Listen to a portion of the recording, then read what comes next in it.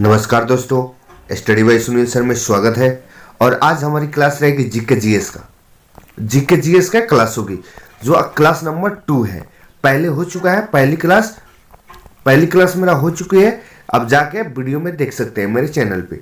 देखिए 25 में 25 क्वेश्चन आएंगे। जितना जीके जीएस कराया जा रहा है सभी क्वेश्चन पूछे गए ही हैं और बार बार रिपीट होते हैं क्वेश्चन। देखिए अंतिम मौका है, इस बार नहीं जाने देना। इस बार ग्रुप डी में, रेलवे में आपको नौकरी लेना है। 100% आप लोग को नौकरी लेना है, तो बस अच्छे से तैयारी कीजिए, नौकरी होके ही रहेगी। देखिए क्वेश्चंस जो हम कराते हैं बहुत अच्छा क्वेश्चंस रहते हैं, एग्जाम्स में बहुत ज्यादा आते हैं। तो चलिए क्लास को हम स्टार्ट करते हैं।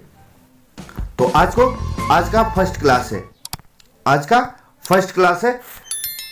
देखिए क्या बोल रहा है, निम्न में से कौन सा नवीकरणीय संसाधन है। हमारे ऑप्शन में है प्राकृतिक गैस, बी में है वन, सी में है कोयला और डी में है खनिज तेल।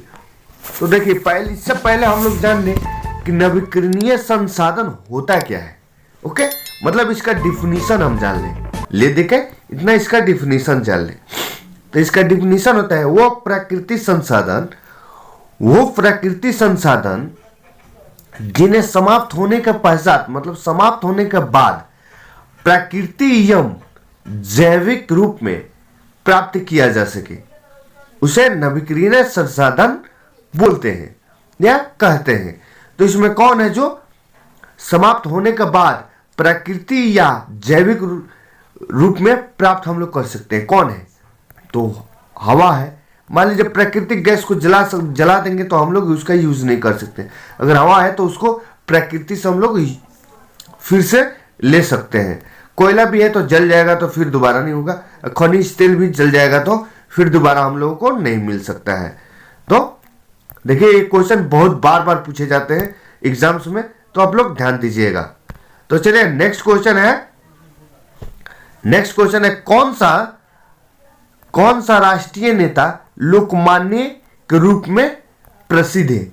लोकमान्य कौन से नेता को हम लोग बोलते हैं? तो देखिए ऑप्शन में था बाल गंगाधर तिलक, महात्मा गांधी और सुभाष चंद्र बोस और जवाहरलाल नेहरू था ऑप्शन में। ऑप्शन नहीं लिखे हैं, ठीक है। तो कौन सा राष्ट्रीय नेता लोकमान्य के रूप में प्रसिद्ध थे? तो लोकमान्य किसको बोलते हैं? बाल गंगाधर तिलक को। बाल गंगाधर तिलक को हम लोग लोकमान्य के रूप में जानते हैं। तो थोड़ा सा इनके बारे में हम लोग कुछ जान ले, और ठीक है, इनके बारे में कुछ हम लोग जान ले। बाल गंगाधर तिलक क्या थे? तो बाल गंगाधर तिलक भारत के राष्ट्रवादी शिक्षक और समाज सुधारक पत्रकारक थे, ठीक है। पत्रकार और सामाजिक प्रकाशन किए थे। बहुत सारा ये राजनीतिक कार्यकर्ता भी थे। उन्होंने 2 समाचार पत्र का प्रकाशन किया था। कौन सा? एक केसरी। वो कौन सा भाषा में थे? मराठी में थे। ओके, मराठी में था वो केसरी जो प्रकाशन किया था। और एक किए थे मराठा, उसका नाम मराठा ही था। ये कौन सा में था? ये अंग्रेजी में था, ठीक है। और इसके बाद ये गणपति उत्सव जो किए थे वो कब किए थे? 1893 में। एक गणपति उत्सव का ये किए थे, तो ये 1893 में किए थे। शिवाजी उत्सव एक और था, शिवाजी उत्सव, ये कब किया था? 1895 में।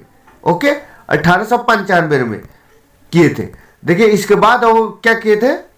आयोजन किए थे। इसके बाद ये एक युद्ध किए थे, home rule. Okay, home ruling की शुरुआत कब किए थे? 1916 में। 1916 में होम रूल का शुरुआत किए थे। और गीता रहस्य नामक पुस्तक लिखे थे। गीता रहस्य नामक पुस्तक लिखे थे।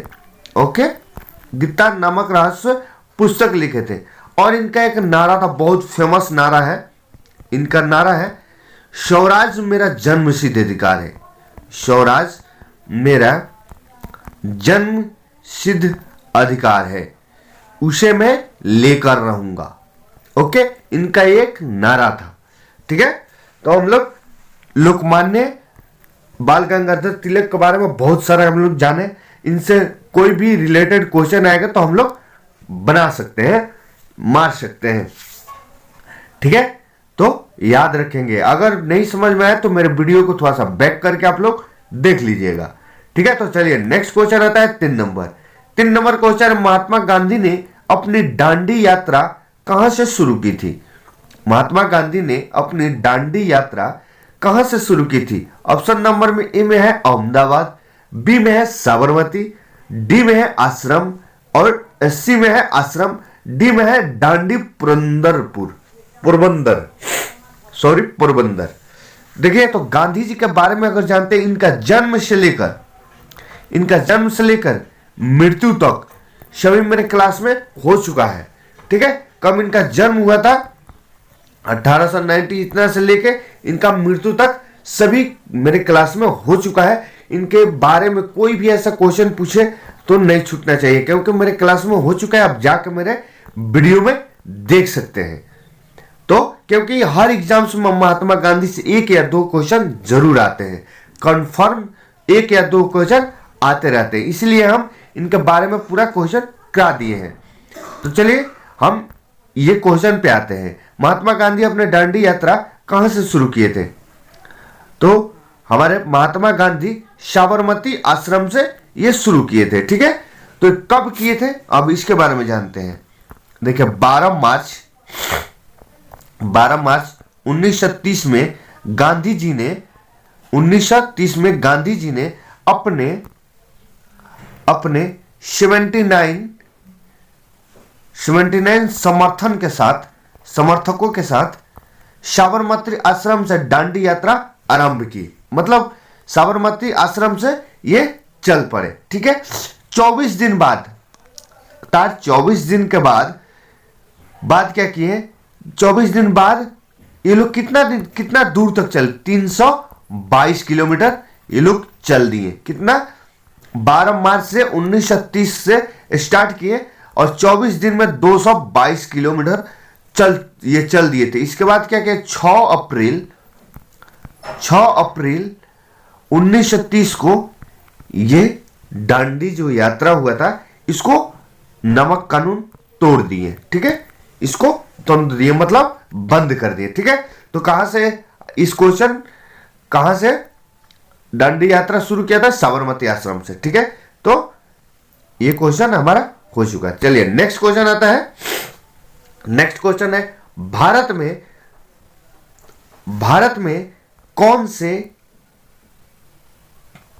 में निम्न में से किस शहर को सबसे अधिक हरा माना जाता है? निम्न में से जो दिया है ऑप्शन में, उसमें से कौन शहर को हरा शहर माना जाता है? Okay, green city. ठीक है, पिंक सिटी तो हम लोग जानते हैं कि जयपुर को बोलते हैं, पिंक सिटी को जयपुर को बोलते हैं। ठीक है, और तो हरा शहर किसको बोलते हैं? तो इसके बारे में थोड़ा सा जान लें। भारत में चंडीगढ़ शहर को सबसे अधिक हरा शहर माना जाता है। कौन से शहर को? चंडीगढ़ को हरा शहर माना जाता है। और इस शहर के कुल आबादी कितना है? 114 वर्ग किलोमीटर और लगभग 36% हिस्सा वन से अथवा पौधे से घिरा हुआ है। ठीक है, अक्षांतित है, मतलब वहां पे है कितना? 36%। इसलिए इसको हरा शहर बोलते हैं, ग्रीन सिटी बोलते हैं। ठीक है, किसको? चंडीगढ़ को। तो चलिए नेक्स्ट आता है हमारा क्वेश्चन 5 नंबर। 5 नंबर क्वेश्चन है, भारत के प्रधानमंत्री बनने के लिए न्यूनतम आयु कितनी होनी चाहिए? मतलब कितनी होती है? अगर भारत का प्रधानमंत्री जो हमारे अभी नरेंद्र मोदी हैं, उनका कितना उम्र, मतलब कितने उम्र बाद प्रधानमंत्री बना जाता है? तभी हमारे प्रधानमंत्री कौन है? नरेंद्र मोदी। तो चलिए देखिए, ऑप्शन में क्या है? 18 वर्ष, बी में है 25 वर्ष, सी में है 30 वर्ष और डी में है 35 वर्ष। ठीक है, प्रधानमंत्री बनने के लिए कितनी आयु होना चाहिए। देखिए पूछता है कि राज्यसभा बनने के लिए, लोकसभा बनने के लिए और मुख्यमंत्री बनने, ये सब मतलब पूछता है, ठीक है, कितनी उम्र होनी चाहिए। आजकल क्वेश्चन में ये पूछने लगा है, तो इसलिए इस क्वेश्चन को हम थोड़ा सा बता दें। तो थोड़ा इस क्वेश्चन को डीप में जाते हैं। भारतीय संविधान के अनुच्छेद 84 और अनुच्छेद 75 के तहत के अनुसार भारत के प्रधानमंत्री तथा लोकसभा के सदस्य का बनने के लिए उम्मीदवार का उम्र कितना होना चाहिए? 25 वर्ष। ओके, 25 वर्ष होना चाहिए। तो इस क्वेश्चन का होता है 25 वर्ष, ठीक है। और इसके बाद बोल रहा है कि लोकसभा तो बनने के लिए तो 25 वर्ष चाहिए, ठीक है। प्रधानमंत्री या लोकसभा में आता है प्रधानमंत्री, ठीक है। 25 वर्ष होनी चाहिए। 25 वर्ष से मतलब अधिक होनी चाहिए, 25 वर्ष से कम नहीं, 25 वर्ष से अधिक होनी चाहिए। जबकि राज्यसभा के सदस्य बनने के लिए, राज्यसभा के सदस्य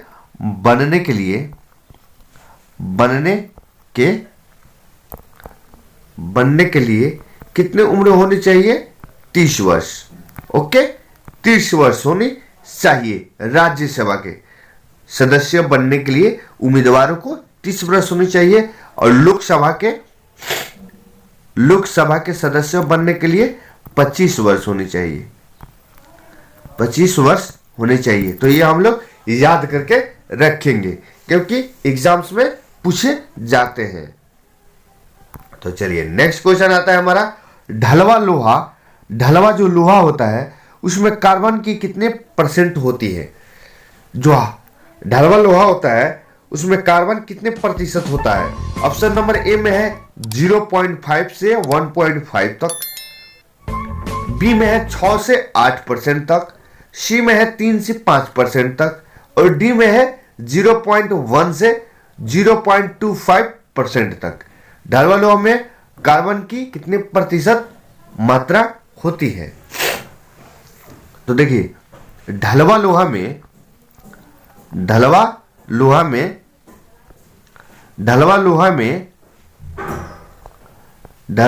में से 3 से 5% कार्बन होता है।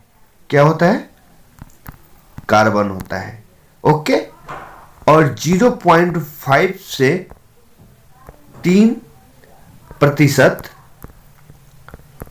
प्रतिशत सिलिकॉन होता है। ओके, और अल्प मात्रा में सल्फर, मतलब कम मात्रा में सल्फर, मैग्नीज और अल्प मात्रा में सल्फर, मैग्नीज और फास्फोरस होता है। ओके, फास्फोरस होता है, ठीक है। तो ढलवा लोहा में कार्बन का मात्रा कितना होता है? 3 से 5% तक। ओके, और उसमें 0.5 से 3% क्या होता है? सिलिकॉन होता है, ठीक है, सिलिकॉन होता है। और बहुत कम मात्रा में सल्फर, मैग्नीज और फास्फोरस होता है, ठीक है। देखिए ये भी बहुत क्वेश्चन पूछे जाते हैं कि ढलवा लोहा में कार्बन की मात्रा कितनी होती है। तो देखिए आज का ये लास्ट क्वेश्चन है क्योंकि छोटा छोटा क्लास रहेगी तो आप लोगों को भी मन बना रहेगा, ठीक है। देखिए छोटी क्लास को मत मानिए, ये छोटी ही क्लास में मेरी बहुत सारे चीज बताते हैं हम। छोटी क्लास नहीं है, एग्जाम्स के लिए बहुत इंपॉर्टेंट क्लास है। देखिए छोटा है लेकिन इसमें क्वेश्चन बहुत टेकअप किया जाता है। एक क्वेश्चन से कम 10 उत्तर निकल के आते हैं, 10 क्वेश्चन आपके बनेंगे, ठीक है, एग्जाम्स में आएंगे। तो चलिए, अगर आपको हमारी चैनल कैसी लगी और हमारी वीडियो कैसी लगी, आप हमारे चैनल पे कमेंट करके जरूर बताइए और मेरे वीडियो को शेयर कीजिए। सबसे पहले सब्सक्राइब कर लीजिए क्योंकि मेरे वीडियो जब आएगी तो आपको नोटिफिकेशन मिल जाएगा। लाइक कीजिए, शेयर कीजिए मेरे वीडियो बने रहने के लिए। Thank you.